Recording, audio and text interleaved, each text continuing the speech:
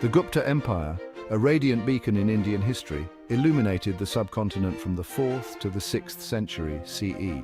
This era, often referred to as the Golden Age of India, witnessed an unprecedented flourishing of art, literature, science, and governance. The Guptas fostered a vibrant cultural and intellectual environment that left an indelible mark on India's heritage. The Gupta era stands as a testament to the heights that Indian civilization could reach. From magnificent temples and sculptures to groundbreaking discoveries in mathematics and astronomy, the legacy of the Guptas continues to inspire and captivate us even today. The Gupta dynasty emerged from humble beginnings in the fertile plains of northern India. The founder, Maharaja Sri Gupta, ruled over a small kingdom in present-day Uttar Pradesh around the 3rd century CE. His successors, Ghatotkacha and Chandragupta I, gradually expanded their territory and influence through strategic alliances and conquests. Chandragupta I's marriage to Kumara Devi, a princess from the powerful Licchavi kingdom, proved to be a turning point.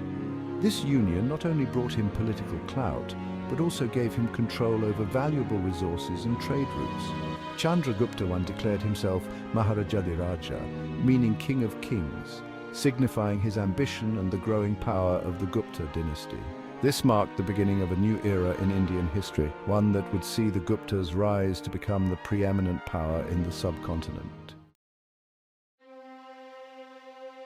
Chandragupta II, also known as Vikramaditya, was a ruler of extraordinary vision and military prowess.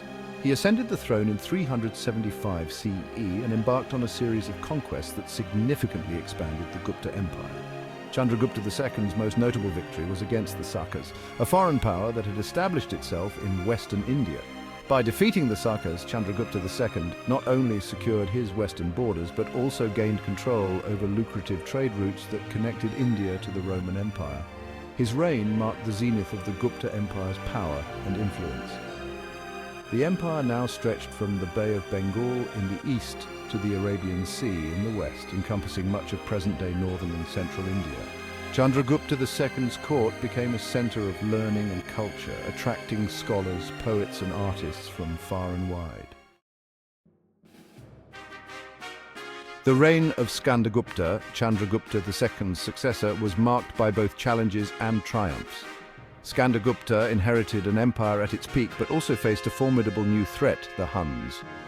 The Huns, a nomadic people from Central Asia, had already begun to make inroads into Gupta territory. Skandagupta, a skilled military strategist, successfully repelled the Hunna invasions, safeguarding his empire from their destructive raids. His victory in the Battle of Nadau, though costly, is celebrated in Gupta inscriptions and testifies to his valor and leadership. However, the constant pressure from the Huns and other invaders took a toll on the empire's resources and ultimately weakened its defenses. Despite his military successes, Skandagupta's reign marked the beginning of a slow but steady decline for the Gupta Empire. Section 5. Governing an empire, administration and taxation. The Gupta Empire at its peak was a vast and complex entity, requiring an efficient administrative system to maintain order and collect revenue. The Guptas, known for their pragmatism, adopted a decentralized system of governance. They divided the empire into provinces, each headed by a governor who reported directly to the emperor. Taxation formed the backbone of the Gupta economy. The Guptas levied a variety of taxes, including land revenue, trade taxes, and professional taxes. Land revenue, the primary source of income, was collected in kind or cash depending on the region and the type of crops cultivated. The Guptas also maintained a well-organized army, which played a crucial role in expanding and defending the empire. Military service was highly regarded, and soldiers were well-trained and well-equipped. This efficient administration and robust military were key factors in the Gupta Empire's stability and longevity.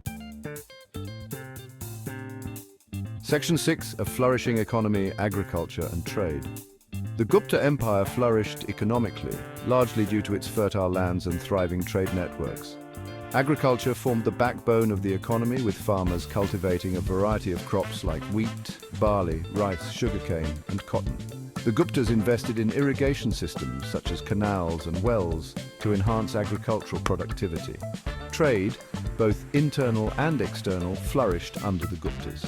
The empire's strategic location along the Silk Road, a network of trade routes connecting the East and the West, facilitated the exchange of goods, ideas, and culture.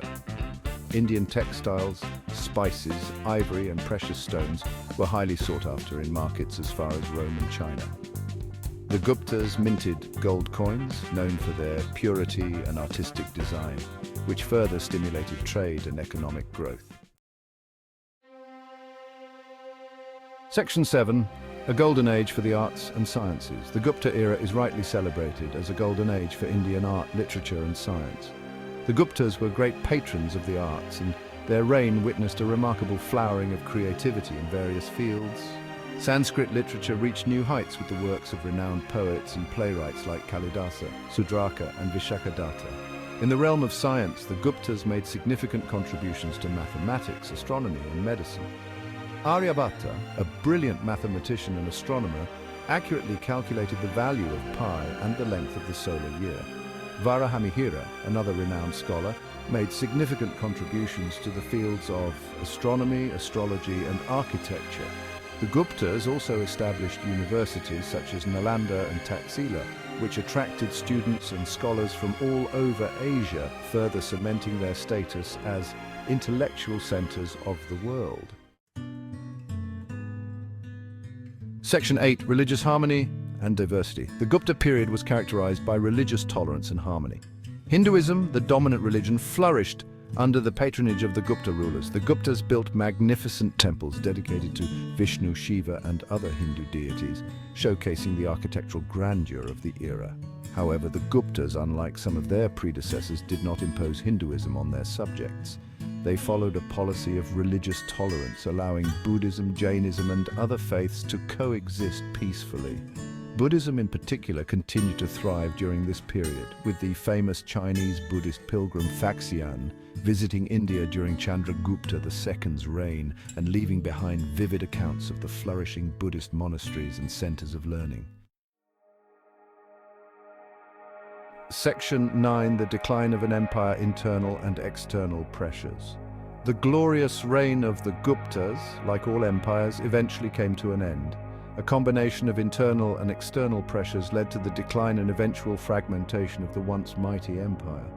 The constant threat from the Huns in the northwest continued to drain the empire's resources. Internally, the empire faced challenges from ambitious governors who sought greater autonomy. The successors of Skandagupta were unable to maintain the same level of central control that had characterized their predecessors' reigns. Decentralization, while initially beneficial, eventually led to fragmentation as local rulers asserted their independence. Economic decline, coupled with political instability, created a fertile ground for rebellion and secession.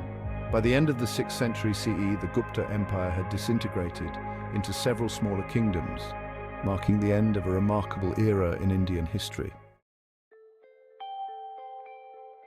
Section 10. The legacy of the Guptas. Despite its decline, the Gupta Empire left a rich legacy shaping Indian culture and identity. Their patronage of arts and sciences fostered a golden age of literature, art, and architecture. Contributions to mathematics, astronomy, and medicine laid foundations for future advancements. Establishment of universities like Nalanda ensured knowledge transmission for centuries. The Gupta era's cultural brilliance and intellectual curiosity continue to inspire India.